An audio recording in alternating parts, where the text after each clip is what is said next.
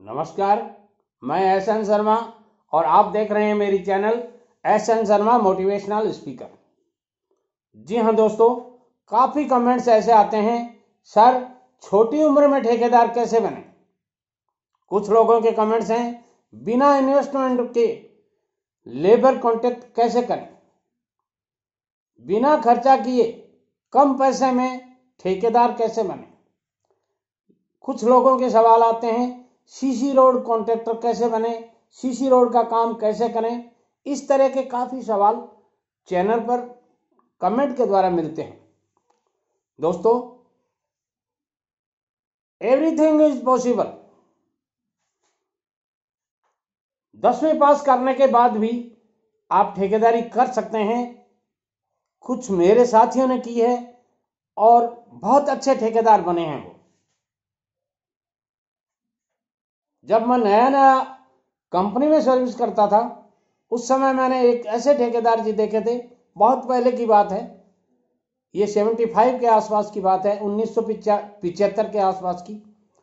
जब मैं मेरे बॉस के साथ में ऑफिस में गया था, तो एक ठेकेदार जी थे, उनको विभागीय बाबूजी ने कहा दस्तखत कीजिए, और मैं उनके पास खड़ा था, तो वो दस्तखत ऐसे कर रहे थे जैसे उनको काफ़ी मेहनत करके दस्तखत करने पड़ रहे हो। उन्होंने अपना नाम, जैसे मान लीजिए सपोज कीजिए उनका नाम आनंदी लाल था, तो वो आनंदी लाल लिखने में उनको 1 मिनट का समय लगा था, और जो पेज था वो आधा पेज उन्होंने आनंदी लाल लिखने में ही लगा दिया था। अब समझ सकते हैं आप कि ठेकेदारी वो पेशा है जिसमें आपकी शिक्षा ज़्यादा महत्व नहीं रखती। देखिए, शिक्षा मैटर करती है। किसी भी सब्जेक्ट में, किसी भी बिजनेस में आप जाएंगे तो आपकी शिक्षा मैटर करती है, मगर ठेकेदारी एक ऐसा सब्जेक्ट है जिसमें शिक्षा के साथ साथ बहुत सी चीज़ें और भी बहुत मैटर करती हैं। जैसे आपका क्वालिफिकेशन क्या है, एक्सपीरियंस क्या है, कौन से सब्जेक्ट का आपको एक्सपीरियंस है, किस विषय के आप माहिर हैं, कौन से विषय में, कौन से काम में आपका कमांड है, यह बात ज़्यादा मैटर करती है। कुछ ऐसे कम पढ़े लिखे ठेकेदार जिनको मैंने देखा है, उन्होंने बहुत ऊंचाइयां पाई हैं, और कुछ ऐसे अच्छे पढ़े लिखे ठेकेदार फेल होते देखे गए। कारण क्या था? वर्क नॉलेज का। और ये वर्क नॉलेज कहां से मिलता है? ये वर्क नॉलेज आपके काम करने के ऊपर डिपेंड है। जिस क्वालिटी का आप काम करते हैं, उसी क्वालिटी के आपकी अपने देसी कहावत है, जैसा आप काम करेंगे उसकी हथौटी बन जाती है, आपकी आदत में आ जाती है वो बात। मेरे पास एक ऐसा मिस्त्री आया था जिसको मैंने, जब मैं नया कॉन्ट्रैक्टर बना था, लालच बुरी बला होती है, आपको पता है, मैंने उनकी परीक्षा लेने के लिए कहा था कि मिस्त्री जी, अपन इसमें थोड़ी सी सीमेंट में बदमाशी कर लेते हैं और कोई तरीका बताइए आप। ध्यान से सुनिए बात को। तो उन मिस्त्री जी ने मेरे को कहा था, शर्मा जी, आज शाम को मैं बता दूंगा लेट आवर्स में, आप दिन भर मुझे काम करने दीजिए, प्लीज डोंट डिस्टर्ब।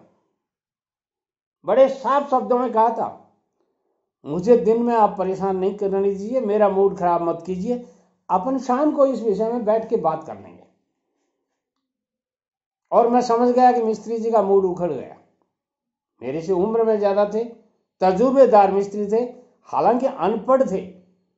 अनपढ़ का मतलब साक्षर कह सकता हूं मैं उनको, मगर उन्होंने शाम को जो मेरे को जवाब दिया, मेरे पैरों तले की जमीन खिसक गई। दोस्तों, उन्होंने सारे लेबर जब अपने अपने टेंट्स में काम करने लग गए खाना वाना बनाने का, तब उन्होंने 2 कुर्सियां बाहर डाली, एक कुर्सी पे खुद बैठ गए, दूसरी पे मुझे बैठाया, बोले आइए शर्मा जी बैठिए, अपन सुबह वाले टॉपिक पे बात करते हैं। और अपने पास उन्होंने एक करनी, जो मिस्त्री अपने हाथ में रखता है, मेसन की बात कर रहा हूँ, चिनाई वगैरह या आरसीसी वर्क करने वाले मिस्त्री होते हैं, उनके हाथ में एक करनी होती है, आप जानते हो। तो करनी को इंग्लिश में क्या कहते हैं, मुझे पूरा नाम याद नहीं आ रहा है। तो उन्होंने एक करनी अपने पास रख रखी थी। मैंने सोचा मिस्त्री जी करनी क्यों लाए हैं, ये समझ में नहीं आया। तो मैंने कहा बोलिए, उनका नाम घासीराम जी था। तो मैंने कहा घासीराम जी बोलिए मिस्त्री जी। मैं मोस्टली उनको मिस्त्री जी कहता था क्योंकि उम्र में मेरे से बड़े थे और रिस्पेक्टेड पर्सन थे। तो मैंने उनको कहा मिस्त्री जी कहिए क्या बात है, मूड तो ठीक है अब आपका। मैंने उनको थोड़ा सा मोटिवेट करने के लिए। तो उन्होंने कहा नहीं नहीं मूड बहुत अच्छा है और अभी आपको सुबह वाले का बात जो आपने पूछी थी उसका जवाब देता हूँ। दोस्तों उन्होंने क्या कहा पता है, वो जो करनी थी उसकी करनी को डंडे की तरफ से पकड़ते हैं, लकड़ी का डंडा होता है उसके छोटा लगा हुआ, उस डंडे को पकड़ते हैं। मोस्टली लोग बाग मिस्त्री का जब भी काम करते हैं मोस्टली का 100% ही उसको पकड़ना पड़ता है, नहीं तो वो काम होता नहीं। तो उन्होंने उस डंडे को नहीं पकड़कर करनी की जो चोंच होती है आगे लोहे की, उस चोंच को नोक को पकड़ रखा था और मेरी तरफ उस करनी को बढ़ा रहे थे। बोले इस करनी को पकड़िए। और जो ही उन्होंने ऐसा किया तो मेरे बात समझ में आ गई कि अब ये क्या कहने वाले हैं। तो मैंने हाथ जोड़ दिए, मैंने कहा नहीं मिस्त्री जी, क्योंकि वो आरसीसी और टैंक के बहुत अच्छे मिस्त्री थे और मेरा वो पहला टैंक था। मेरी खुद की कॉन्ट्रैक्टरशिप में ठेकेदारी में पहला टैंक था और इतना बड़ा था, 10 लाख लीटर कैपेसिटी का टैंक था, जो मेरी उस समय की हैसियत से भी बड़ा था। मगर ईश्वर की कृपा, आप लोगों का आशीर्वाद कह सकता हूं और मेरे अधिकारी का आशीर्वाद, मुझे वो काम मिल गया था। डिपार्टमेंट को काम करवाना था, मेरी रेटें लोएस्ट थी और रेट लोएस्ट के कारण एक्सपीरियंस मेरा बहुत था। मैं यही कहना चाहता हूं एक्सपीरियंस के पेटे ही मेरे को वो वर्क मिला। तो ऐसी स्थिति में उन मिस्त्री जी ने कहा कि इस करनी को पकड़िए।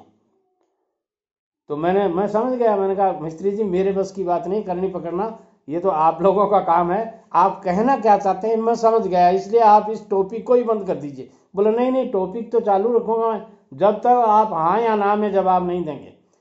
मैंने कहा मतलब ये है कि जो मैं बात कहता हूँ उसको आप ध्यान से सुनिए, यदि ध्यान से नहीं सुनेंगे तो कल आपको मिस्त्री दूसरा लाना पड़ेगा और मैं मेरे घर चला जाऊंगा। मैंने कहा बोलिए, क्योंकि बात जब दो टूक होती है सुनना पड़ता है आदमी को। मैंने कहा बोलिए। बोले ऐसा है, आप इस टैंक के बनाने में 20, 30, 50 बैग सीमेंट बचा सकते हैं, मैं मानता हूं, मगर वो 20, 30, 50 बैग्स बचाई हुई सीमेंट आपकी जिंदगी को तबाह कर देगी। ये आरसीसी ओवरहीट टैंक है और इसके फाउंडेशन का काम चल रहा है। यदि इस फाउंडेशन में आप 5%, 10%, 2%, 9% सीमेंट बचा भी लेंगे तो उससे कुछ नहीं होगा और टैंक यदि गिर जाएगा तो आपका भविष्य चौपट हो जाएगा। मेरा तो कुछ नहीं बिगड़ना है, मैं मेरे घर चला जाऊंगा कल और मेरे पास काम करवाने वाले और बहुत ठेकेदार इंतजार कर रहे हैं। जिस लाइन में वो खड़े हैं उनकी लाइन गिनती मैं आपको बताऊं तो 5, 7 नहीं 10 ठेकेदार मेरा इंतजार कर रहे हैं। मगर चूंकि आपका भविष्य मेरे साथ जुड़ा हुआ है, मैं एक अच्छा वर्कर हूं, अच्छा काम करता हूं और अच्छा काम आपका कर रहा हूं, उसको खराब मत करवाइए ठेकेदार जी। यदि आप किसी लालच में 20, 30, 50 बैग्स बचाने के चक्कर में इस टैंक में कहीं कोई गलती कर देंगे तो मैंने कई टैंक, उन मिस्त्री जी ने कहा था कि मैंने कई टैंक गिरते हुए देखे हैं और वही स्थिति आपकी हो जाएगी। यदि ऐसी स्थिति आपकी हो जाएगी तो आपके समझ में नहीं आएगी। इसलिए मुझे मेरे हिसाब से काम करना है, तब तो आप कल सुबह का आदेश दीजिए और नहीं तो मैं अभी मेरे घर के लिए रवाना हो जाता हूं। दोस्तों मैंने उन मिस्त्री जी को कहा, मैंने ऐसे मेरा कान पकड़ के कहा मिस्त्री जी मैं नया ठेकेदार हूं, कुछ लोगों की बातों में, कुछ लोगों के तजुर्बे मेरे को मिले थे, उन्होंने कहा ऐसे कर सकते हो आप, नया कॉन्ट्रैक्ट है आपके, ऐसे कर सकते हो, ऐसे बचा सकते हो। इस चक्कर में मैंने आपको कह दिया, मैं भविष्य में मैं सौगंध खा के कह सकता हूं कि मैं कभी भी आपकी क्वालिटी के ऊपर कहीं कोई समझौता नहीं करूंगा। और दोस्तों मैंने वही नियम मेरे जीवन भर लागू रखा। कुछ कमेंट्स ऐसे भी आते हैं कि सर आज के ज़माने में ईमानदारी से काम करना मुश्किल है। मैं मानता हूँ आज के ज़माने में नहीं, पहले के ज़माने में भी बहुत मुश्किल था, मगर ये इम्पॉसिबल हो ऐसी कोई बात नहीं है, हो सकता है। ये आपके ऊपर डिपेंड करता है कि आप अपने वर्क की क्वालिटी कैसी देते हैं। यदि आप अच्छी क्वालिटी देंगे तो अच्छे रिजल्ट्स मिलेंगे, और यदि बैड क्वालिटी देंगे तो बैड रिजल्ट मिलने तय हैं, ये मान के चलिए। दोस्तों, आप कभी भी किसी की तरफ एक अंगुली करते हैं तो आपकी तरफ ये 4 अंगुलियां आती हैं। यानी कहने का मतलब, कोई भी ऐसा काम मत कीजिए जो काम आपको, आपके भविष्य को बिगाड़ रहा हो। इसलिए यदि आप ठेकेदार बनना चाहते हैं तो मेरी इसी चैनल पे मैं इसी वीडियो के अंदर लिंक दे रहा हूं। ठेकेदार कैसे बने, छोटी उम्र में ठेकेदार कैसे बने, सीसी रोड कॉन्ट्रैक्टर कैसे बने,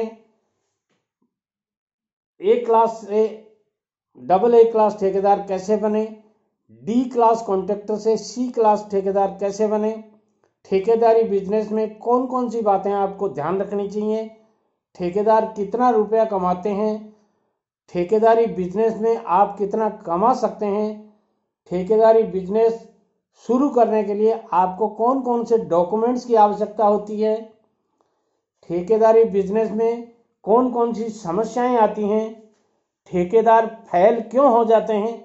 इतनी कटु सत्य बताने वाला चैनल आपको मेरी समझ में शायद ही इतने एक्सपीरियंस होल्डर आदमी के द्वारा बनाया गया हो, मुश्किल है। मैं ये नहीं कह सकता कि मैं एक अकेला ये चैनल बनाने वाला हूं। मेरा ये चैनल बनाने का उद्देश्य सिर्फ और सिर्फ मेरे अनुभव आप सब लोगों के साथ साझा कर सकूं। जो ठोकरें मैंने खाई हैं अपने जीवन में, जो परेशानियां मैंने भुगती हैं, वो मेरी आने वाली पीढ़ियों को नहीं भुगतनी पड़े, या उनको मैं पहले से एडवाइज कर दूं। देखिए दोस्तों, बरसात जब आती है तो बरसात में आप बाहर निकलते हो और उस समय आपको कोई छाता पकड़ा देता है कि लीजिए बारिश आने वाली है, ये छाता आपके काम आएगा, ले जाइए आप। तो वो छाता आपको बरसात में पूरी तरह से भीगने से तो नहीं रोक सकता, कुछ अंशों में तो आप भीग ही जाएंगे, मगर आपका वो प्रोटेक्शन खूब कर देता है। मेरा उद्देश्य भी आपके साथ यही है कि आपको मैं ये छाता पकड़ा रहा हूं, मेरे अनुभव रूपी छाता, जिसके नीचे आप आराम से बिना बहुत ज्यादा भीगे ये रिजल्ट्स प्राप्त कर सकते हैं। मेरा मतलब आप समझ गए होंगे। जो बातें, जो परेशानियां ठेकेदारी सब्जेक्ट में, ठेकेदारी विषय में, ठेकेदारी के काम में आती हैं, वो मैं खुल करके चर्चा करता हूं। और खुल करके क्यों करता हूं? इसलिए करता हूं कि मैं आने वाली पीढ़ी को, जो नए ठेकेदार, मैंने 1 लाख ठेकेदार बनाने का एक मेरा उद्देश्य है कि देश के विकास में ठेकेदारों की बहुत बड़ी भागीदारी होती है। लोग बात कहते हैं ना कि ये ठेकेदार ऐसे होते हैं, ठेकेदार वैसे होते हैं। मैं उनसे पूछना चाहता हूं कि ये बड़े बड़े इंफ्रास्ट्रक्चर्स जो बनाए गए हैं, वर्षों से नहीं, ताजमहल जैसे में भी कोई ठेकेदार का हाथ है। ताजमहल जैसी आकृति आप कागज पे नहीं उकेर सकते, उन्होंने हूबहू बनाई है। तो ऐसी कलाकृतियां बनाने में ठेकेदारों का, मजदूरों का, मिस्त्रियों का बहुत बड़ा रोल होता है। और उस रोल में आप और हम भी शामिल हो सकते हैं और प्राउड के साथ हो सकते हैं। सर नीचा करके ठेकेदारी मत कीजिए आप। मैं आपको पहले से कह रहा हूं, अब भी कह रहा हूं, आप मेरे वीडियोज भी प्राउडली देखा करें। मैं कई बार मेरे कमेंट्स करने वालों को भी लिखता हूं कि अपने चैनल के वीडियोज आप अपने सारे दोस्तों को प्राउडली सेंड कर सकते हो। नमस्कार।